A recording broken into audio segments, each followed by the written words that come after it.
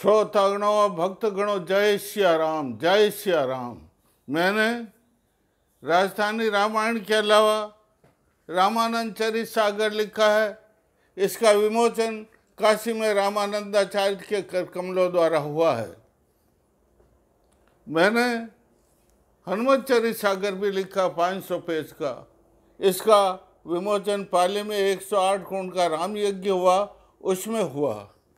मैंने सबसे पहले राजस्थानी भाषा में किंकर राजस्थानी रामायण की रचना की है और इसकी वजह से मुझे कई प्रकार के पुरस्कार मिले हैं और इसको लेकर के मैंने अयोध्या में भी प्रवचन किया तुलसी के जन्मदिन के ऊपर। मैंने प्रभावित होकर के राम भक्ति का प्रचार प्रसार करने के लिए मैंने जो है किंकर महारामायण की रचना की केवल 1 साल के अंदर। वह काव्यमय है। इसमें 18,000 छंदों की वर्णित श्री राम का सांगो रामचरित का सांगो पांग वर्णन इसमें किया गया है। कल घोर कलिकाल में ऐसा ग्रंथ शायद दुर्लभ ही लिखा गया हो, ऐसा मैं नहीं कह सकता। बड़े बड़े विद्वान हैं हिंदुस्तान में, लेकिन 11-12 महीनों में मैंने 18,000 छंदों की रचना की। भगवान राम जी प्रसाद रूप में छंद भेजते थे और मैं कागज पर लिख लेता था। इतनी मेरी मेधा भगवान के प्रसाद से प्रखर हुई। मैंने इसके अलावा भी बहुत से ग्रंथ लिखे, करीब 100 ग्रंथ लिखे, 25 छप गए छोटे मोटे ग्रंथ। और मैंने मेरी जवानी में खूब पूरा हिंदुस्तान का भ्रमण किया, तीर्थाटन किया। सब जगह पर मैं जो है भगवान के दर्शन करते हुए घूमता रहा। जय सिया राम, जय सिया राम। वनवासी सगड़ा होए बेड़ा, वनवासी सगड़ा होए बेड़ा। सब वनवासी सिद्धाश्रम के अंदर इकट्ठे हो गए। राम जी ने और लक्ष्मण भी तैयार हो गए हैं। कौशिक जंपे लक्ष्मण रामा। कौशिक लक्ष्मण और राम को कहते हैं, हे राम, अब हमें इस आश्रम से प्रस्थान करना है, इस आश्रम से विदा लेना है। कौशिक जंपे आश्रम बासी, मिथिला जाना पहाच हिम बासी। रामा मिथिला रे जाना पहाच हिम बासी। कौशिक आश्रम वासियों को कह रहे हैं, मैं अब मिथिला चलेंगे हम। मिथिला में राजा जनक ने अपनी पुत्री का स्वयंवर किया है। मिथिला में राजा जनक ने अपनी पुत्री का स्वयंवर किया है। इसमें भगवान शंकर का स्वयं का धनुष रखा हुआ है। अपन उसके दर्शन करेंगे और जन्म लाभ प्राप्त करेंगे। मेरा नाम कौशिक है क्योंकि मेरा कुछ कुल में जन्म हुआ है। मेरे तात का नाम गादी था, इसलिए मैं गादी पुत्र भी कहते हैं।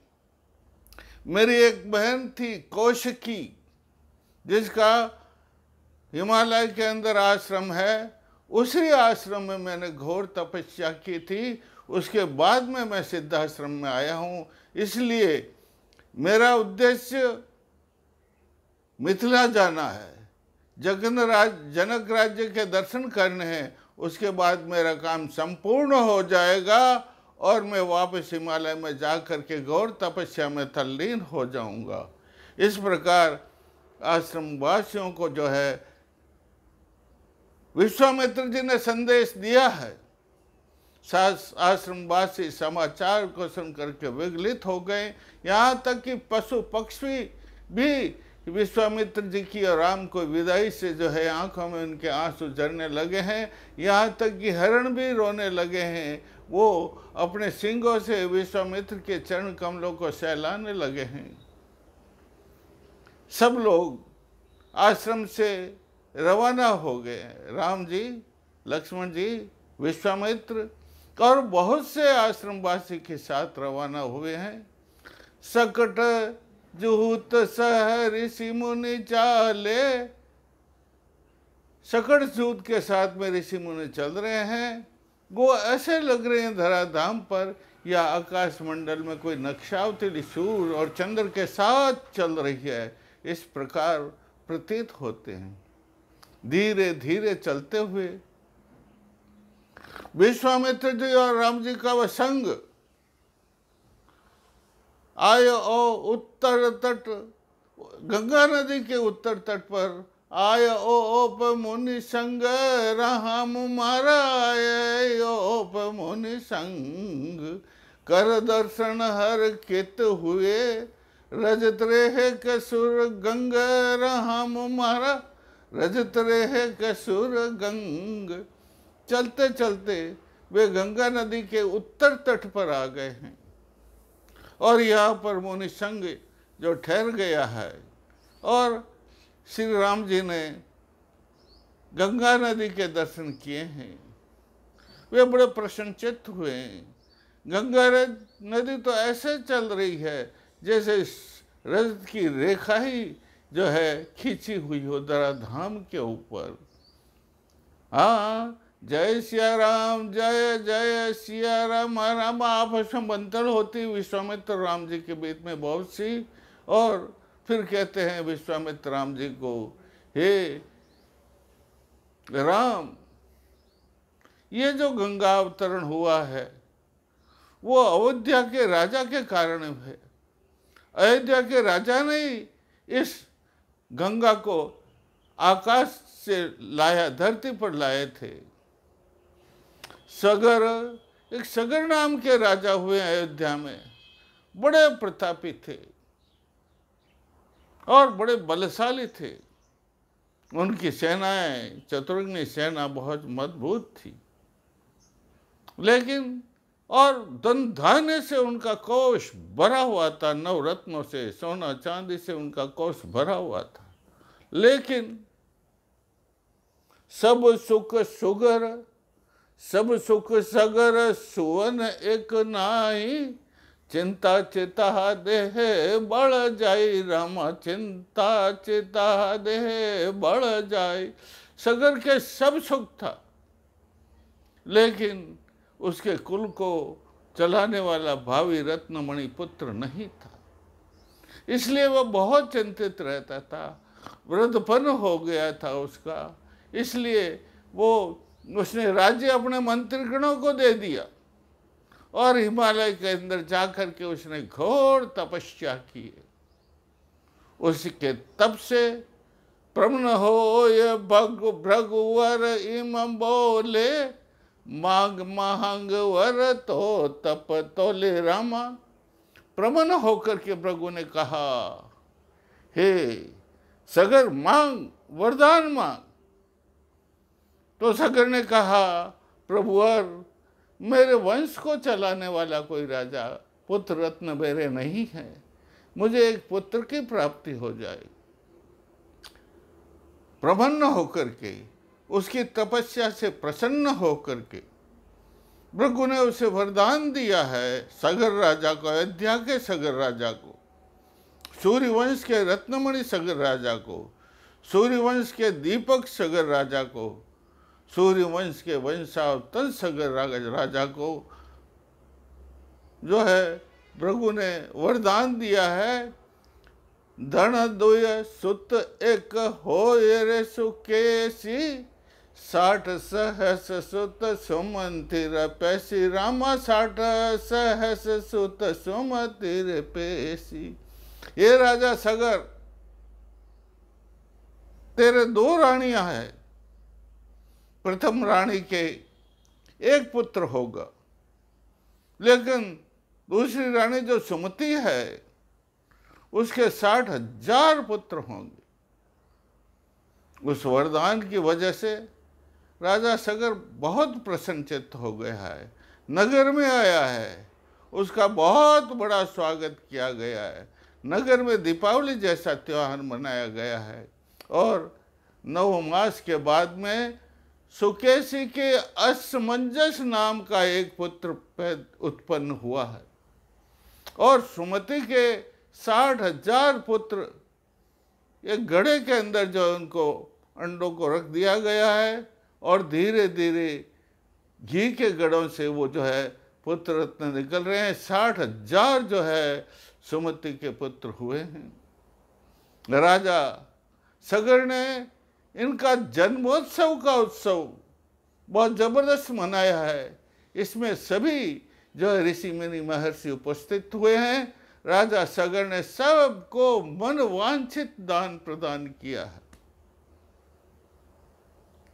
राजा सगर के जो बड़ा लड़का हुआ था जिसका नाम असमंजस था, धीरे धीरे वह दुष्ट स्वभाव वाला हो गया। वह प्रजा पर अत्याचार करने लगा, ब्राह्मणों को ऋषि मुनियों को दुख देने लगा। तो राजा सगर बहुत दुखी हुआ, और दुखी होकर के राजा सगर ने उसको दंड स्वरूप अपने देश से देश निकाला दे दिया। जाओ तुम हमारे राज्य से बाहर निकल जाओ। असमंजस राज्य से बाहर निकल गया है, लेकिन असमंजस का पुत्र था अंशुमान, वह बड़ा बुद्धिमान था, वह बड़ा भगवान का भक्त था, वह प्रजा पालक था, इसलिए उसको उन्होंने अपने पास में रखा है। और 60,000 पुत्र तो उसके थे ही। 100 वर्ष बीत गए राज्य करते करते, और अंत में 100 वर्ष के बाद में 7 पाछे अश्वमेध करणई मन मिंछा। रामा अश्वमेध करणई मन मिंछा। 7 पाछे पह इंचा अश्वमेध जिग करणय मिंछा। 100 वत्सर के बाद में, 100 वर्ष के बाद में राजा सगर की इच्छा हुई मैं अश्वमेध यज्ञ करूं। उसने अश्वमेध यज्ञ करने के लिए यज्ञ का बहुत बड़ा घोड़ा, बहुत सुंदर घोड़ा, स्पष्ट घोड़ा, जिसके ऊपर सोने का पत्थर लगा दिया गया है भाई, जो और पीछे चतुरंगिणी सेना, और उस चतुरंगी सेना का सेनापति बनाया अपने पोते अंशुमान को। असमंजस का जो पुत्र था नहीं अंशुमान, उसको सेना का सेनापति बना करके अश्वमेध घोड़े को छोड़ दिया है। अश्वमेध घोड़ा अपने इच्छा के अनुसार धरा पर विचरण हो रहा है, और मुक्त रूप से बहुत सी धरा पर घूम गया है, लेकिन किसी भी राजा ने उसको पकड़ा नहीं है। सब ने सगर राजा की अधीनता स्वीकार कर ली। लेकिन अब घटना घटित होती है, नियति होने का कोई टाल नहीं सकता है। इंद्र को बड़ी चिंता हुई है, इनका आसन डोलने लगा है। उसने सोचा सगर राजा मेरे राज्य को छीन लेगा, इसलिए उसने राक्षस का रूप धारण किया है, और धर्मनगरी काशी के अंदर उसने घोड़े को पकड़ लिया है, उस घोड़े का अपहरण कर लिया है, सेना को नष्ट भ्रष्ट कर दिया है। अंशुमान बड़ी राय रे संदेशा। अंशुमान ने ये समाचार राजा सगर को पहुंचाया है। राजा सगर बहुत दुखी हुआ, लेकिन उसके 60,000 पुत्र थे। उसने अपने 60,000 पुत्रों को आदेश दे दिया, जाओ सारे भूमंडल को खोद खोद करके, सारे भूमंडल में खोज खोज करके अपने घोड़े का पता लगाओ। तो उसके 60,000 पुत्र और सारी सेना सारी भूमंडल के अंदर बिखर गई है, और घात प्रकात से जो है सब ढूंढ रहे हैं, बड़ी बड़ी लोहे की सांगों से धरती को खोद रहे हैं। तो इस प्रकार धरा धेनु बहुत विगलित हो गए। सगर राजा के पुत्रों के धरती को खोदने से धरती बहुत दुखी हो गई। ब्रह्मा के पास गई है धरती, प्रार्थना की है। देवताओं ने भी ब्रह्मा को जाकर के विनय अनुनय किया है, हे प्रभु त्राहि माम त्राहि माम त्राहि माम। रक्षा करो, सगर के पुत्रों से धरती की रक्षा